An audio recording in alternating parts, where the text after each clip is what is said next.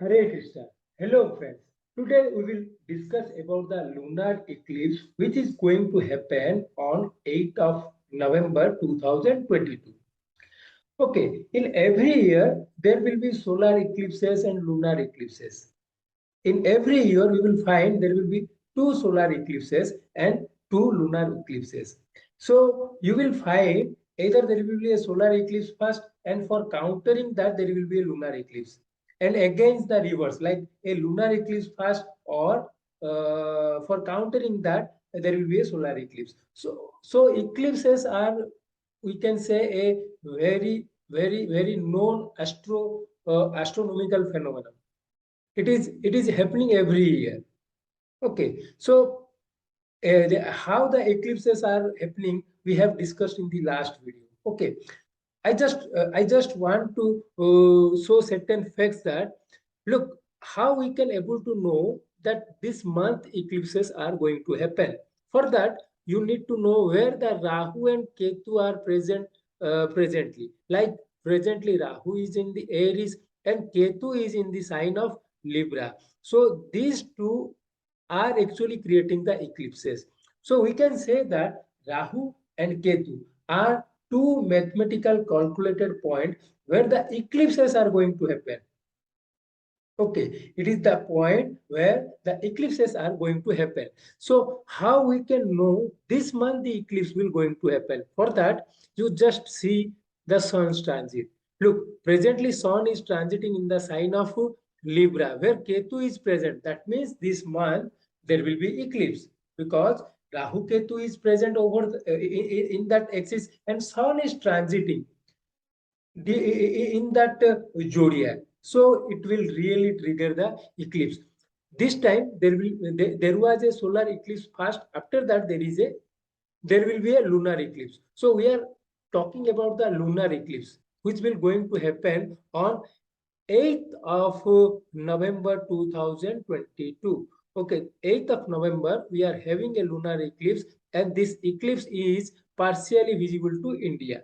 Depending on the time zone where in India you are living, accordingly you will have a look of the eclipse. But how we can know that this eclipse really going to affect me? What are the checkpoints? What are the criteria in our birth chart, so that we will know that this eclipse will affect me or not? Okay, for that, first let us see where Rahu Ketu are present. Rahu Ketu are present in Aries Libra axis. Okay, so these are the list of 5 things what in your birth chart. If they are present in that Rahu and Ketu axis, then this eclipse will going to happen. So what are those 5 things? Those 5 things are: first is your Lagna. Okay. Second is your Arudha Lagna. Third is your Moon. Okay. Fourth is your Sun. Fifth is your Lagnes.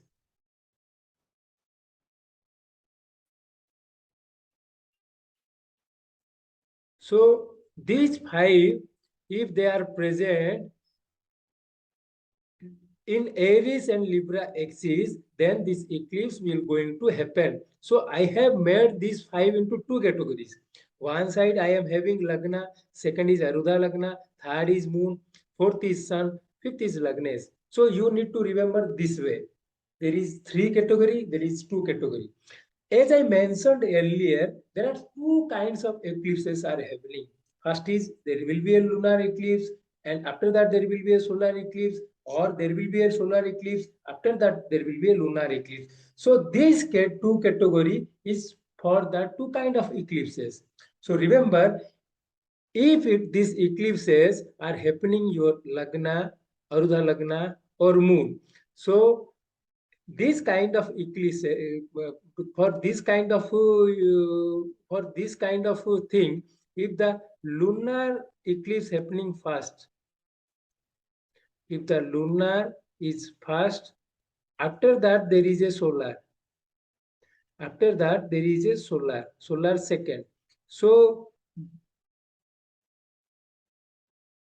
If first there is a lunar eclipse happening, after that there is a solar eclipse happening, then if your Lagna, Arudha Lagna, moon are present, then you will be benefited from the eclipse.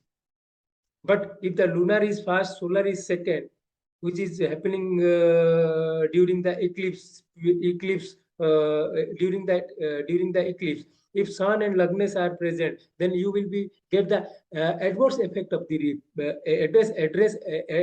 adverse effect of the eclipse. Similarly, if the solar is happening fast, like this year, if the solar is happening fast, okay, after that there is a lunar second. So in that case, your if the eclipse is happening along your Sun and Lagna's axis, then you will be benefited. And Lagna, Arudha Lagna, Moon, if present in the in that eclipse axis, then you will be get the adverse effect.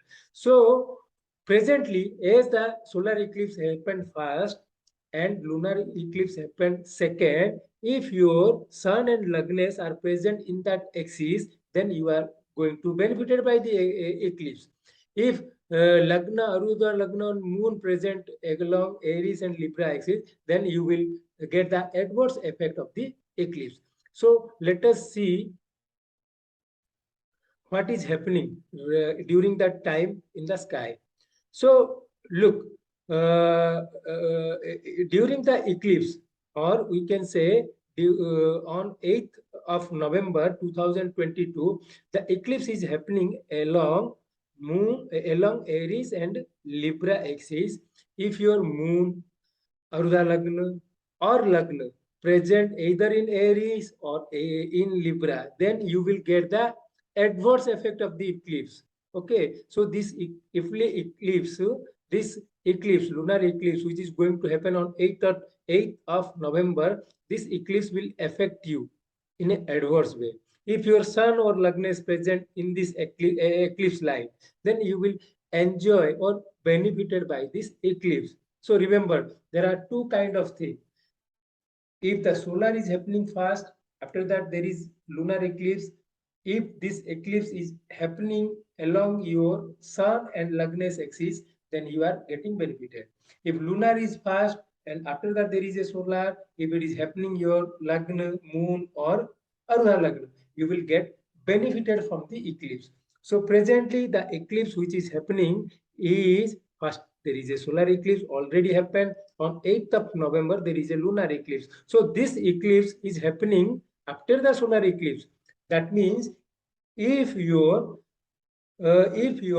Lagnes or Sun present in Aries and Libra axis, then you will be get benefited from this eclipse.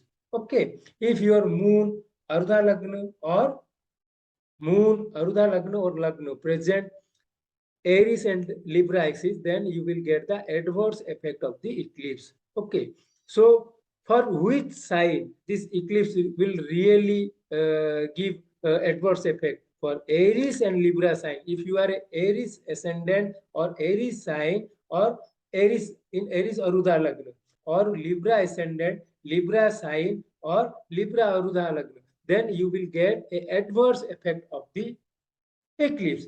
If your sun sign is Aries, okay, or Lagna is present in Aries or Libra, then you will be benefited by the eclipse. Okay, so remember, this is the basic rule you need to understand. If your Lagna, Arudha Lagna, Moon present along the eclipse, then you will be get the adverse effect of the eclipse. So this eclipse is very bad for Aries ascendant or Aries moon or Aries Arudha Lagna, or we can say Libra ascendant, Libra moon or Libra Arudha Lagna. So we do understand that this eclipse is going to affect us in an adverse way. Then what is the remedy? Look, in eclipse, you need to know that the presence of Rahu and Ketu you are going to feel. So remember, Rahu and Ketu are nothing but the calculated point where actually the shadow of one is coming to the other. Okay, so basically it is darkness.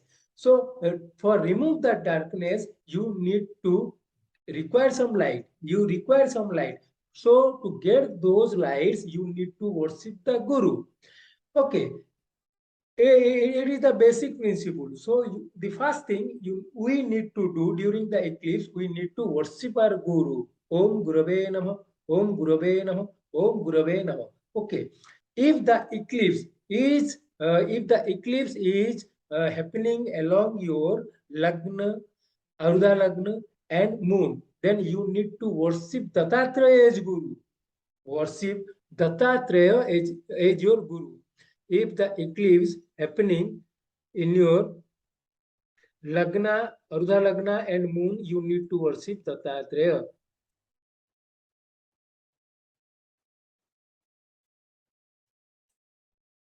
Dattatreya is your Guru. If it is happening in Sun and Lagnes, then you need to worship Dakshinamurti as your Guru.